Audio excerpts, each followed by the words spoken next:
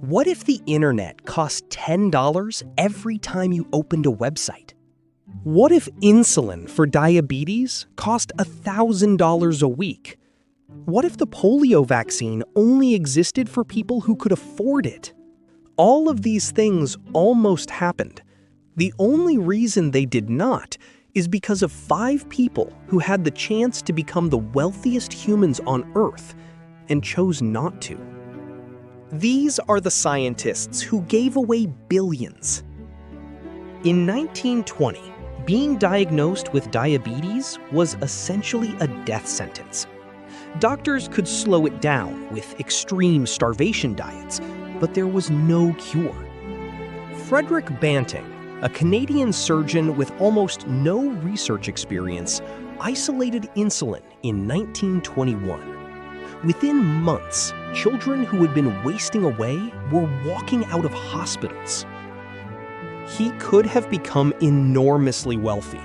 Instead, Banting sold the patent to the University of Toronto for exactly $1 Canadian.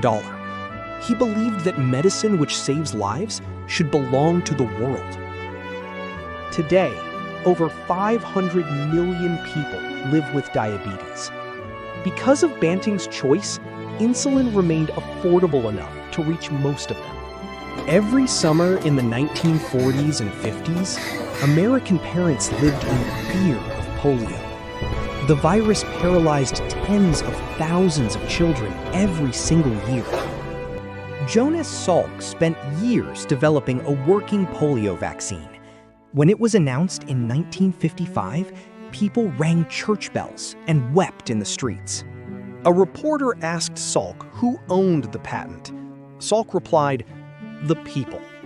He could have earned roughly $7 billion in today's money. He chose not to file. Polio has been eliminated from almost the entire planet. It went from paralyzing hundreds of thousands of children a year to fewer than a dozen cases globally. Marie Curie developed the process for isolating radium, a material so valuable it was worth more than gold by weight. She understood exactly what that was worth. She refused to patent it. She published the extraction process openly so that any laboratory in the world could reproduce it. Science, she believed, must be shared. Radium research became the foundation for radiation therapy, still used to treat cancer today. Every hospital using it traces a line back to her open decision. In 1928, Alexander Fleming noticed that a mold had contaminated a Petri dish and killed every bacterium around it. He had discovered penicillin by accident.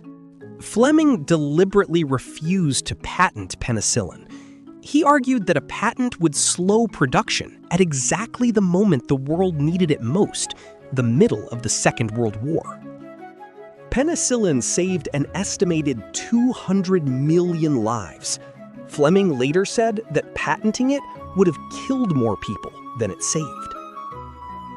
In 1989, a British scientist at the European Physics Laboratory CERN wrote a proposal for a system to share information between computers. He called it the World Wide Web. CERN had the legal right to patent the web and charge for its use.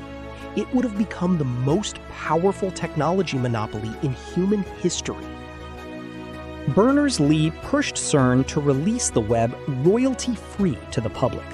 They agreed. In 1993, the source code was put into the public domain for free, forever. Today, 5 billion people use the web. Every website, every video you have ever watched, every message you have ever sent, all of it runs on something one man gave away.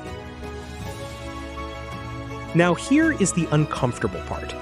The insulin Banting gave away? In the United States today, 1 vial of insulin can cost $300. People are rationing it and dying. Patent systems were designed to reward inventors and encourage progress, but they can also be gamed to lock the world out of the things it needs most. Each of these 5 people faced the same question. Is this discovery mine, or does it belong to everyone? They all gave the same answer. Some things are too important to own, and sometimes the most powerful thing a person can do with a world-changing idea is let it go. Some things are too important to own, and sometimes the most powerful thing a person can do with a world-changing idea is let it go. If you found this video interesting, there is a link in the description to read more about each of these 5 discoveries. And if you want more big ideas, subscribe.